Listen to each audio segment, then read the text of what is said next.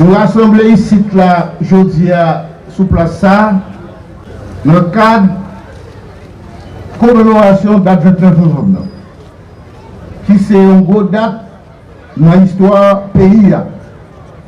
L'important pour nous là, parce que les jeunes qui là, et le pays globalement, manqué de mettre accent sur date ça.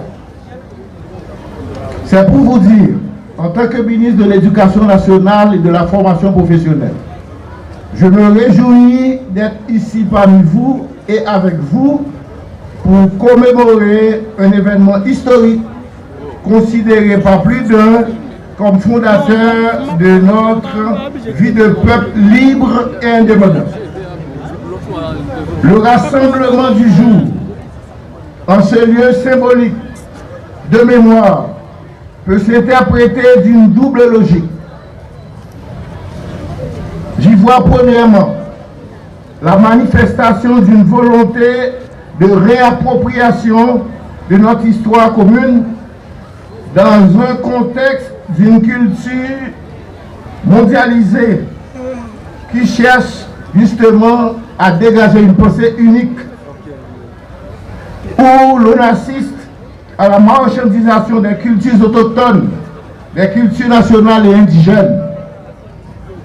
Et dans un deuxième temps, une détermination à n'être plus des spectateurs passifs de construction de l'édifice national, mais plutôt des acteurs engagés et déterminés à signifier au pays et au monde notre volonté collective de nous impliquer dans le développement de notre pays.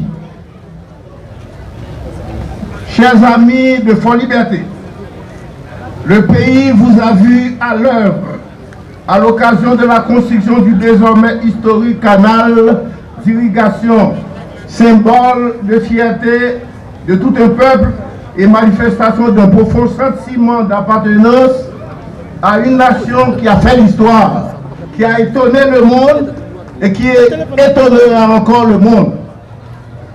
Ce qui nous vaut d'être là à vos côtés aujourd'hui, c'est justement pour commémorer cet événement se situant entre deux grandes dates de notre vie nationale.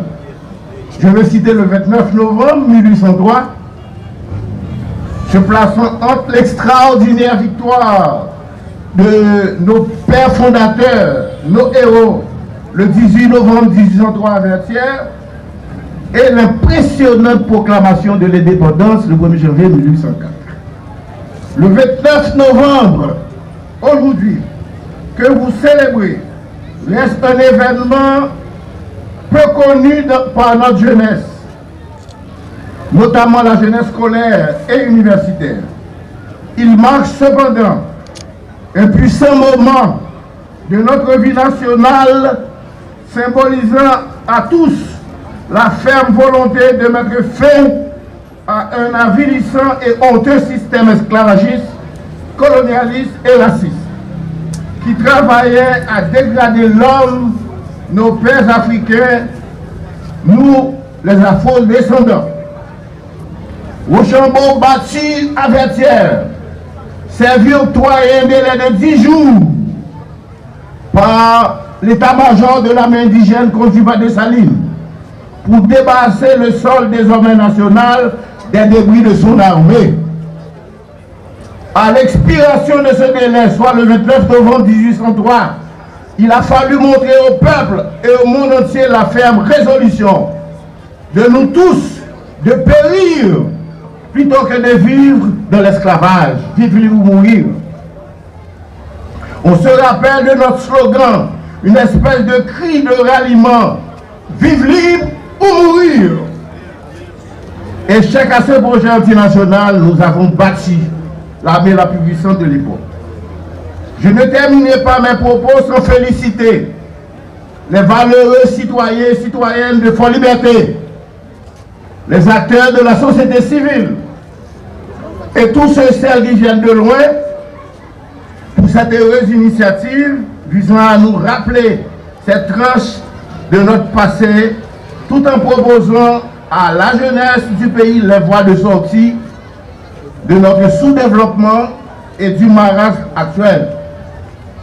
À vous tous, je dis, soyez fiers de vous, de notre histoire, du travail accompli par nos pères, nous-mêmes comme arrière-petit-fils. Merci au président Leslie Voltaire, l'architecte, d'être là avec vous.